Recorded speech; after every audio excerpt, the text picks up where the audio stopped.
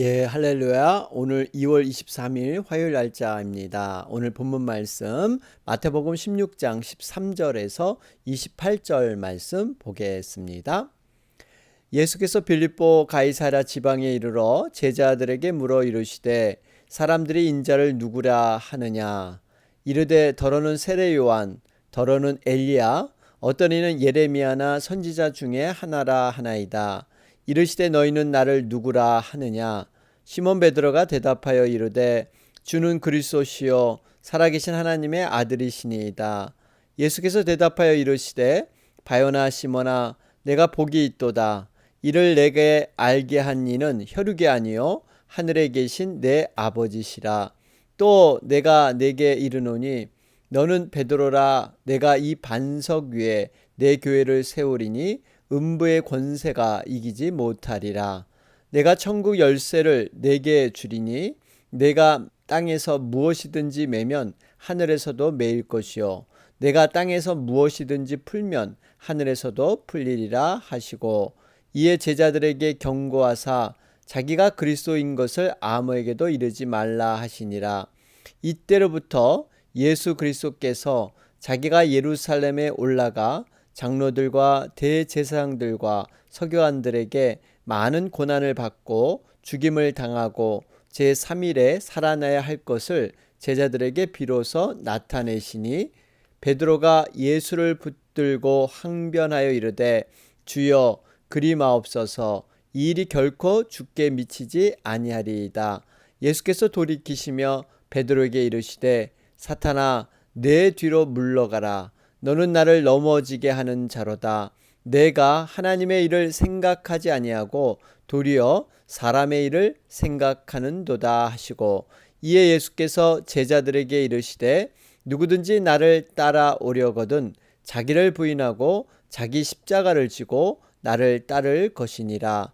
누구든지 제 목숨을 구원하고자 하면 잃을 것이요 누구든지 나를 위하여 제 목숨을 잃으면 찾으리라. 사람이 만일 온 천하를 얻고도 제 목숨을 잃으면 무엇이 유익하리요? 사람이 무엇을 주고 제 목숨과 바꾸겠느냐? 인자가 아버지의 영광으로 그 천사들과 함께 오리니 그때 각 사람이 행한 대로 갚으리라. 진실로 너희에게 이르노니 여기 서 있는 사람 중에 죽기 전에 인자가 그 왕권을 가지고 오는 것을 볼 자들도 있느니라. 아멘. 여러분, 우리 마태복음 16장 진행 가운데 있습니다. 지난 말씀 연결을 위해서 잠깐 살펴보면요, 지난 주일이었죠. 21일자 마태복음 15장 29절에서 39절 말씀, 예수님께서는 다리 저는 사람, 장애인, 맹인과 말 못하는 사람, 여러 가지로 힘들고 어려운 인생들을 놀라운 기적과 능력으로 고쳐주시고 치유해 주셨습니다. 그것이 바로 마태복음 15장 30절 이하의 말씀이죠. 여러분, 그런데 한 가지 우리가 기억해야 할 것은 예수님께서 이렇게 기적과 능력을 베푸실 때 단순히 보이는 현상에 우리가 더 마음을 둘 것이 아니라 이것을 일으키시는 그 예수님이 어떤 분인가, 이것도 우리가 눈여겨봐야 한다는 거죠. 바로 하나님의 아들 메시아임을 나타내기 위해서 보여주신 줄로 믿습니다. 하나님의 나라가 이제 도래했다라는 것을 보여주고 있습니다. 자, 그러면서 한 가지 기적의 사건이 7개의 떡과 또 작은 생선 2마리, 이 사건 칠병이어라고 하죠. 여러분, 앞에서 오병이어의 사건 5,000명을 먹이고 12광주리가 남았습니다. 그러면 오병이어와 칠병이어는 어떠한 다른 점이 있는가? 오병이어는요, 유대인들을 위한 하나님의 놀라운 기적의 사건이었죠. 반면에 칠병이어는 이방인들을 위한 기적의 사건이었습니다. 결국 이 말씀은 예수님께서는 유대인이나 이방인이나 차별 없이 누구나 긍휼히 여기시며 반드시 구원시키시겠다는 그런 확신이 들어있는 줄로 믿습니다. 우리가 마태복음 16장 1절에서 12절 말씀, 월요일 날짜 묵상의 말씀이었습니다. 여기에 등장하는 사람이 바리새인과 사두개인들이죠. 그들이 1절에 보면 예수님을 시험하기 위해서 내 표적 보이기를 청하는, 그럴 때 예수님께서는 4절에 음란한 세대의 표적을 구하나 요나의 표적밖에는 보여줄 게 없다. 예수님이 질타하고 있습니다. 여러분 여기서 볼 것은 이 바리새인과 사두개인들, 사실 이들은요 물과 기름처럼 서로 섞일 수 없는 그러한 존재들이었습니다. 왜냐하면 이 사두개인들은요 사독이라는 제사장의 후손들이죠. 타락함으로 말미암아 정치적으로 참여하게 되고 현실에서 많은 직분들을 차지했습니다. 그러면서 그들은 현실적인 이러한 것들을 많이 인정하게 됐는데요. 구전으로 내려오는 율법을 부정을 했습니다. 모세 오경만 인정을 했죠. 뿐만 아니라 사두개인들은요. 천사의 존재와 부활을 믿지 않습니다. 그러니까 굉장히 현세적인 사람들이에요. 반면에 바리새인들은 다릅니다. 모세 오경과 구전을 모두 중시했고요. 천사의 존재와 부활도 믿었습니다. 여러분 이렇게 사실 바리새인과 사두개인들은 교리와 가르침이 전혀 다른 사람들이었습니다. 평상시 그렇게 싸우던 사람들이 예수님을 함정에 빠뜨리고 예수님을 제거하기 위해서는 의기투합되는 모습, 바로 이것은 악인들이 자신들의 어떠한 목적을 이루기 위해서 이렇게 합해지는 이런 모습을 볼 수가 있습니다. 이들이 예수님께 표적을 구한 것도 단순히 믿기 위한 것이 아니라 시험하기 위해서, 예수님을 올무에 빠뜨리기 위해서 이러한 일들을 저지르게 되죠. 자, 그러면서 예수님께서 제자들에게 중요한 가르침을 주고 계십니다. 바로 이러한 바리새인과 사두개인의 누룩을 조심해라, 이런 말씀을 주고 계시죠. 여러분 이 의미는요 정말 중요한 것과 사소한 것이 혼동되지 말아야 합니다. 그런데 이 지금 바리새인과 사두개인들은요 정말 비본질적이고 사소한 것에 목숨을 거는 사람들, 이것은 영적 무지와 어리석음의 모습입니다. 이러한 누룩에 너희들 번지지 않게 조심해라. 여러분 중요한 것이 뭘까요? 하나님의 나라, 밭에 감추인 보화를 보면서 보화의 소중함 때문에 나의 전 재산을 팔아서 그 밭을 사는 것처럼, 분명히 우리는 덜 가치 있는 거와 더 가치 있는 것, 이 둘 중을 선택할 때 두 가지를 다 소유할 수가 없습니다. 진정으로 가치 있는 것을 위해서 덜 가치 있는 것, 그러한 것을 포기할 때 여러분 진정으로 가치 있는 것을 우리는 소유하게 될 줄로 믿습니다. 자, 그러면서 오늘 이어지는 말씀입니다. 고난을 거절하지 않는 참된 신앙 고백. 여러분 여기서 유명한 베드로의 신앙 고백이 등장을 하죠. AD 한 29년 그 정도 되는데 가이사라 빌립보라는 지방에서 정말 베드로가 귀한 고백을 하면서 우리가 진정한 교회가 무엇인가, 교회에 주신 하나님의 놀라우신 그러한 권위와 특권이 무엇이고 제자의 삶이 무엇인가 하는 것을 오늘 말씀을 통해서 만나게 됩니다. 자, 그러면서 13절 말씀을 보면 예수님께서 묻습니다. 제자들에게 과연 사람들이 인자를 누구랴 하느냐. 여러분 그럴 때 대답이 뭡니까? 14절에 보면 더러는 세례 요한, 더러는 엘리야, 어떤 이는 예레미야 선지자 중 하나이다. 이 의미는 예수님에 대한 평가가 이렇게 세상 사람들은 다르다는 겁니다. 왜 그럴까요? 그들은 예수 그리스도를 잘 모르기 때문에 그렇습니다. 과연 우리 주님이 어떤 분인가를 모르기 때문에 제 멋대로 해석을 하는 것이죠. 여러분 아무리 긍정적이고 좋은 예수님에 대한 평가라 할지라도요, 하나님의 아들 메시아임이 빠지게 되면요, 여러분 예수님에 대한 정확한 고백이 아닌 것입니다. 여러분 그러면서 이 고백이 13절에 오면 사람들이 인자를 누구라 하느냐, 그러다가 예수님이 5절에 너희는 나를 누구라 하느냐, 다른 사람들이 예수님을 어떻게 평가하느냐, 그러나 너희는, 이 질문이 굉장히 중요합니다. 여러분 우리가 예수 그리스도가 나에게는 어떤 존재인가, 이것을 신앙 고백이라고 얘기할 수 있는데요, 과연 내 자신은 과연 예수님을 어떻게 여기고 있는가 하는 것, 여러분 분명히 우리는 하나님의 아들이시고 유일한 구원자 되시며 지금도 살아 능력을 행하시는 그러한 분인 줄로 믿습니다. 그러면서 한 가지, 우리가 보통 교회를 선택할 때 그 교회의 정통적인 교리가 무엇이고 그 교회가 바른 교단 또 바른 신앙 고백을 하고 있는가 이단은 아닌가 하며 살피면서 이제 교회를 등록하게 되죠. 그런데 한 가지는 교회가 바른 신앙 위에 서 있다고 해서 여러분 그것이 전부 우리의 신앙이 좋은 것처럼 착각해서는 안 됩니다. 여러분 분명히 교회가 정통적인 교리 앞에 반드시 서야 되지만 내 자신도 이렇게 신앙 고백을 고백하는 것처럼 정말 예수님이 어떤 분인가를 구체적으로 고백하며 날마다 그러한 삶 속에서 행위적인 그러한 모습으로 살아가야 될 줄로 믿습니다. 그런 가운데 16절 보면 시몬 베드로가 정확하게 예수님께 고백을 하죠. 주는 그리스도시요 살아계신 하나님의 아들이시니이다. 여러분 이 의미에 사실 예수님의 모든 것이 다 담겨져 있습니다. 그러니까 예수님께서는 바로 유일한 구원자이시다 이런 의미가 있고요. 또 살아계신 하나님의 아들 예수님도 하나님과 동등한 이러한 분으로 살아서 능력을 행하시는 분이다. 이런 고백이 들어 있습니다. 이것은 성경이 증거하고 분명히 복음의 핵심 신앙 고백인 것입니다. 여러분 그래서 사도 요한은요. 요한복음 20장 31절에 보면 오직 이것을 기록함은 너희로 예수께서 하나님의 아들 그리스도이심을 믿게 하려 함이요 또 너희로 믿고 그 이름을 힘입어 생명을 얻게 하려 함이니라.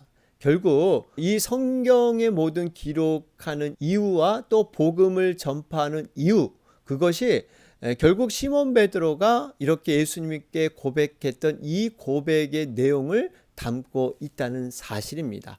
자, 그러면서 17절 말씀을 보면 우리가 이 땅에서 받을 수 있는 가장 큰 복음 무엇인가? 우리 주님을 바로 알고 있는 것입니다. 우리가 예수님을 진정으로 정말 살아계신 전능하신 능력의 하나님, 정말 우리를 위해서 모든 것을 이루시는 하나님이시다라는 것을 정말 붙들게 되면요. 세상에 겁날 것이 없는 것이죠. 어떤 문제, 어려움이 우리에겐 아무런 방해물이 되지 않습니다.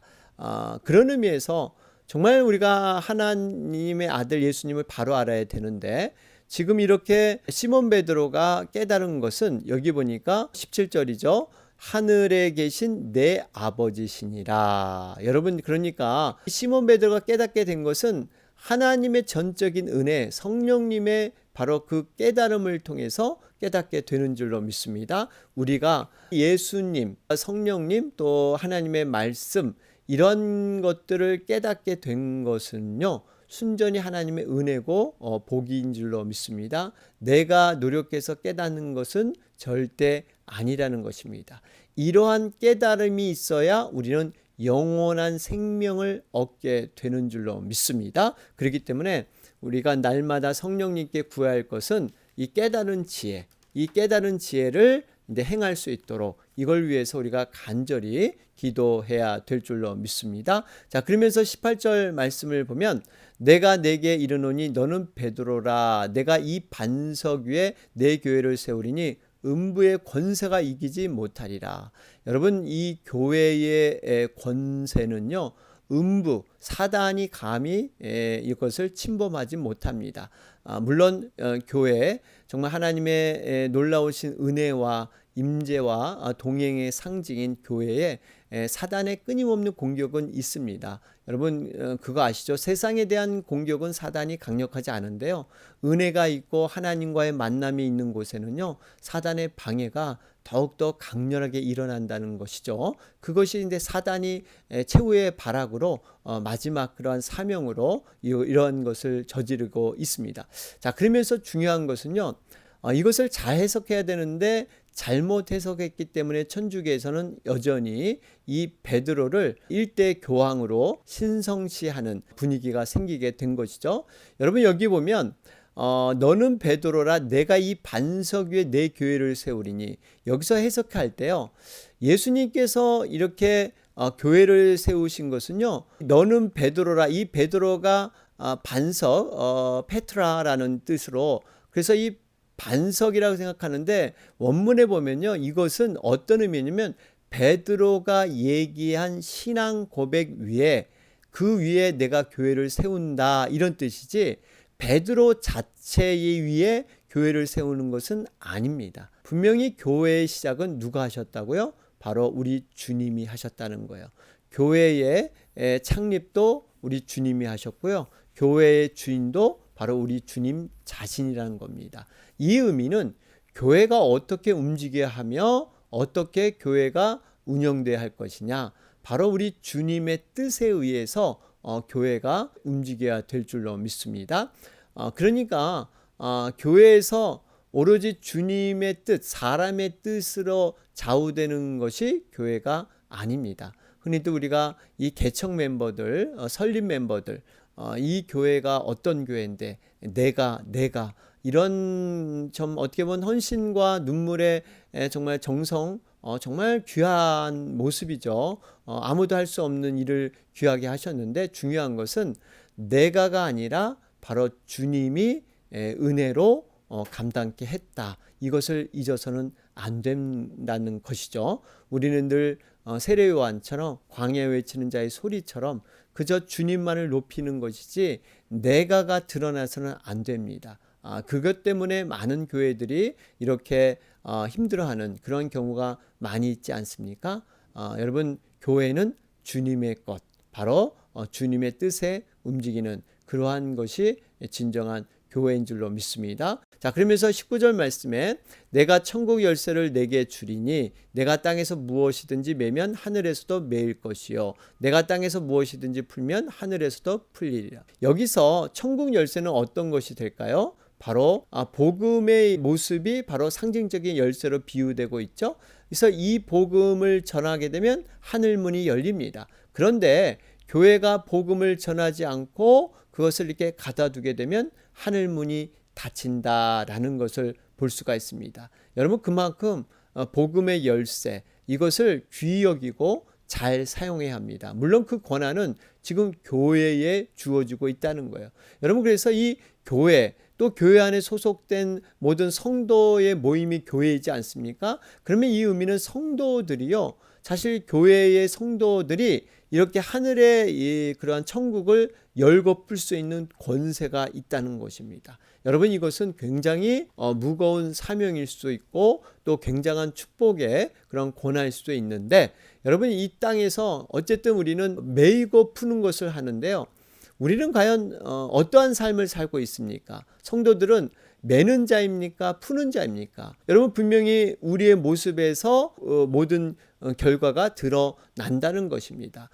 사람들의 그 막힘이 있고 어떤 답답함이 있고 서로의 오해가 있고 이럴 때 용서하고 이해하게 만들고 서로 화합하게 만드는 것, 여러분, 이러한 것들이 푸는 작업이지 않겠습니까? 반면에 이렇게 매게 하는 사람, 오히려 대화 속에서 성령의 교통함이 막히고 성령의 단절함을 나타나게 하는 것. 여러분, 성령의 사역은요, 성도의 교제 안에서 서로에게 도전과 감동으로 자유롭게 역사할 수 있도록 이렇게 해주는 것이 바로 성도의 아름다운 교제가 되는 줄로 믿습니다. 아브라함에게 축복권을 주셨죠. 너를 축복하는 자를 축복할 것이요 너를 저주하는 자는 저주할 것이다. 바로 이러한 놀라운 권한을 우리 성도들에게 여러분 주는 줄로 믿습니다. 그렇기 때문에 우리가 이를 위해서 복을 빌고 하나님의 교회를 온전히 세워가야 한다 하는 것도 돌아보게 되죠. 자, 그런 가운데 여러분 21절 말씀을 보면 예수님께서 이러한 베드로의 고백을 한 그 시간 이후로부터 21절에 이때로부터 예수 그리스도께서 자기가 예루살렘에 올라가 장로들과 대제사장들과 서기관들에게 많은 고난을 받고 죽임을 당하고 3일 만에 살아날 것, 바로 십자가 사역을 말씀하고 있습니다.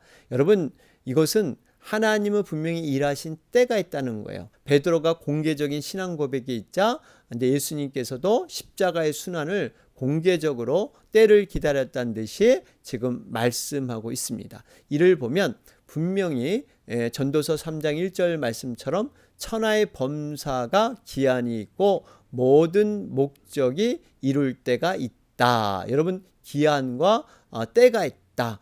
그러니까 하나님이 정하신 때가 있다는 거예요. 우리에게 기도의 응답도 하나님이 주실 때가 있습니다. 카이로스, 하나님이 일하고자 할 때 여러분 모든 것은 역사로 드러나고 또 눈으로 나타나게 될 줄로 믿습니다. 그렇기 때문에 우리는 나의 때를 간구하고 기대할 것이 아니라 하나님의 때를 기다릴 줄 아는 것.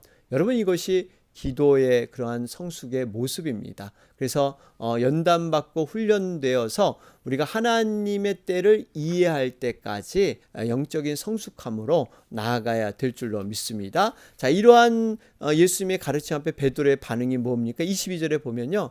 여기 보니까 예수님을 붙들고 항변하여 이르되, 여러분, 항변했다는 것은 굉장히 거칠게 항의했다라는 뜻이죠. 그러면서 그리하지 마옵소서, 이 일이 결코 주께 미치지 아니하리이다. 왜 베드로가 이런 행동을 했을까요? 첫 번째는 실망이 되어서 그랬을 겁니다. 그물과 배를 버려두고 이렇게 예수님을 쫓았는데, 아니 예수님이 십자가에 죽어버리면 우리는 뭔가, 내가 이렇게 다 헌신하고 다 포기했던 건 뭔가, 이러한 실망감, 그러면서 또 예수님께서 죽음을 당하지 않게 하겠다 하는 자기의 의지, 이런 생각을 표현하는 모습이 바로 22절의 모습인 것입니다. 그런데 여러분, 베드로가 나중에 어떻게 됩니까?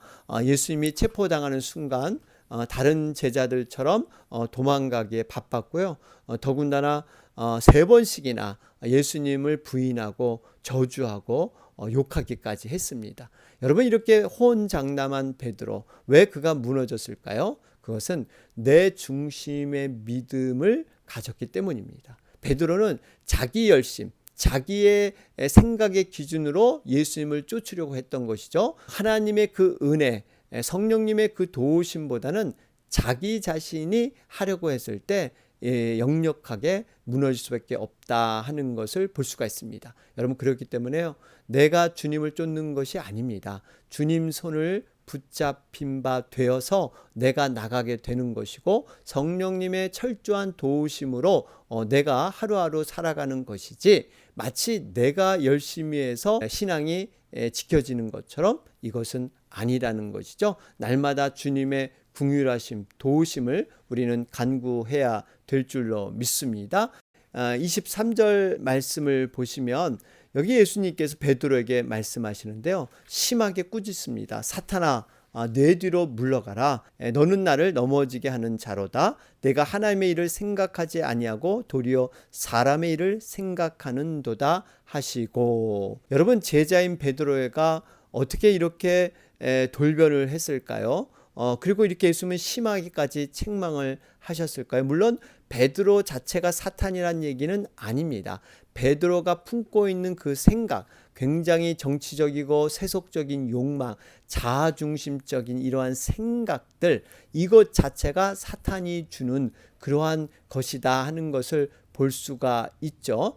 여러분, 이렇듯 베드로, 예수님의 수제자였는데요, 이 수제자도 잠시 유혹에 빠져서 사탄의 이러한 형편처럼 예수님께 책망을 받았다면, 하물며 우리들은 어떻습니까? 우리들은 시험과 유혹 앞에 자유로울 수가 없습니다. 분명히 사탄이라는 기준은 뭡니까? 하나님의 일을 생각하지 아니하고 사람의 일을 생각하는도다.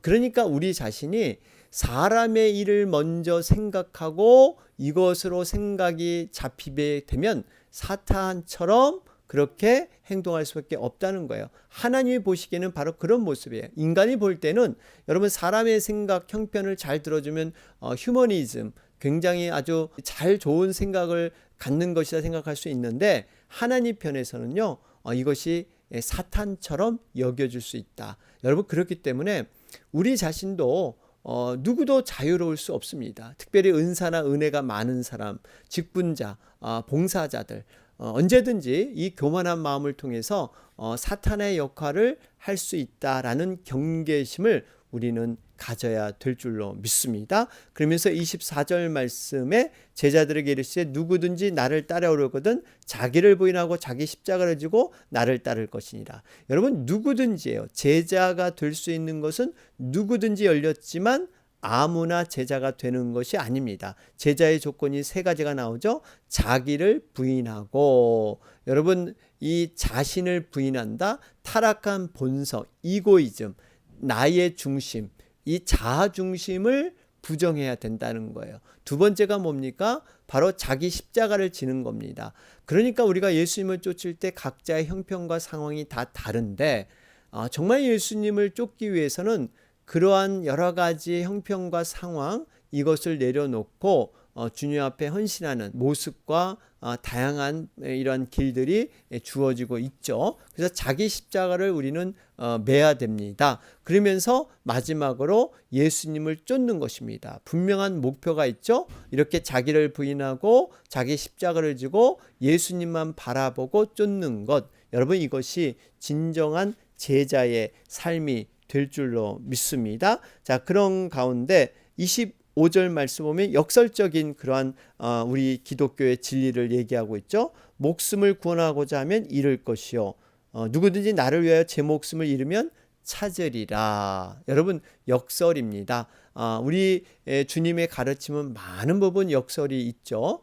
정말 내 심령이 가난하게 되면 부유하게 될 것이고, 내가 상석 높은 자리에 앉으면 낮아지게 될 것이고, 네가 낮아지면 내가 높이리라. 이러한 여러 가지 역설, 어떻게 보면 세상의 원리와는 다른 것이 하늘의 원리, 이것이 바로 주님의 진정한 가르침인 줄로 믿습니다. 누구든지 나를 위하여 자기 목숨을 버리면 그는 영생을 얻으리라. 정말 주님을 위해서 이렇게 헌신하는 자는요, 영생을 얻으리라. 천국의 영원한 가치를 깨닫게 되는 자는요, 자신의 목숨까지도 버리면서 그만큼 소중한 것을 내려놓고 진정으로 더욱더 소중한 것을 이렇게 붙잡는 것, 바로 이것이 진정한 하나님의 원하심이다 하는 것을 볼 수가 있죠. 근데 26절 말씀 한번 다시 보시면, 사람이 만일 온 천하를 얻고도 제 목숨을 잃으면 무엇이 유익하리요? 사람이 무엇을 주고 제 목숨과 바꾸겠느냐? 여러분 결국 목숨이 이렇게 소중하듯이 생명을 지니는 것, 영원한 생명의 가치를 지금 이렇게 표현하고 있죠. 우리가 내가 현세 누리는 이런 가치와 영원한 세계에 대한 가치, 여러분 영적인 눈이 열린 사람들, 믿음의 눈이 열린 사람은요, 무엇이 더 가치 있는가를 분명히 아는 것이죠. 그래서 그 가치 있는 것에 자기가 정말 불필요하진 않지만 중요하다고 생각하지만 덜 가치 있는 것을 포기하고 진정으로 가치 있는 것을 갖게 됩니다. 이러한 가치의 이러한 분명한 경제 원리, 그런데 안타까운 그러한 사람이 성경에 등장을 하죠. 바로 팥죽 한 그릇에 장자권을 팔아넘긴 에서, 이 에서를 망령된 자다. 분명히 히브리서 12장 16절은 말씀하고 있죠. 그러니까 세상의 헛된 것을 위해서 하늘의 진정한 가치, 신령한 것들을 그냥 포기하는 이 어리석은 자를 망령되 이렇게 말하고 있습니다. 여러분 우리는 진정한 가치를 무엇으로 생각하며 정말 그것을 위해서 얼마나 애쓰고 있는가 하는 것들 돌아보게 됩니다. 그러면서 27절에 인자가 아버지의 영광으로 그 천사들과 함께 오리니 그때 각 사람의 행한 대로 갚으리라. 여러분 우리가 한 가지 정말 깊이 새겨야 할 것은, 구원은 물론 믿음으로 받습니다. 맞습니다. 행위로 받지 않는데요, 구원받은 자는 반드시 행한 대로 갚으리라. 그러니까 심판은 두 번 일어나게 되죠. 구원을 위한 심판과 또 구원받은 자가 또 한 번 심판을 받는데, 얼마만큼 이 땅에서 하나님을 위해서 어떤 행위로 살았는가, 믿음의 행위에 대한 행한 대로 갚는 상급과 보응이 반드시 있는 줄로 믿습니다. 그래서 어떤 분은 죄를 지어도 당장 심판이 없다고, 또 어떤 분은 정말 경건하게 열심히 살아도 복이 눈에 당장 나타나지 않는다고, 여러분 흔들려서는 안 됩니다. 분명히 여기 보면 그때에 예수님께서 이 땅에 재림하실 때, 세상의 종말 때 반드시 각 사람이 행한 대로 갚으리라. 우리의 행위와 상급의 열매는 분명한 관계가 있다. 성경은 말씀하고 있습니다. 자, 그러면서 결론적인 말씀 28절 말씀입니다. 진실로 너에게 이르노니 여기 서 있는 사람 중에 죽기 전에 인자가 그 왕권을 가지고 오는 것을 볼 자들도 있느니라. 여러분, 예수님의 재림이 긴박성입니다. 머지않아서 너희들이 정말 살아있을 때 이러한 예수님의 재림을 볼 자도 있다. 그만큼 깨어 있어라, 이런 말씀이죠. 여러분, 우리가 정말 언제 예수님이 이 땅에 오실지 모르는 것이죠. 거룩한 신부로 우리가 깨어서 여러분 지내야 될 줄로 믿습니다. 자, 오늘 말씀 우리 좀 길어졌는데요.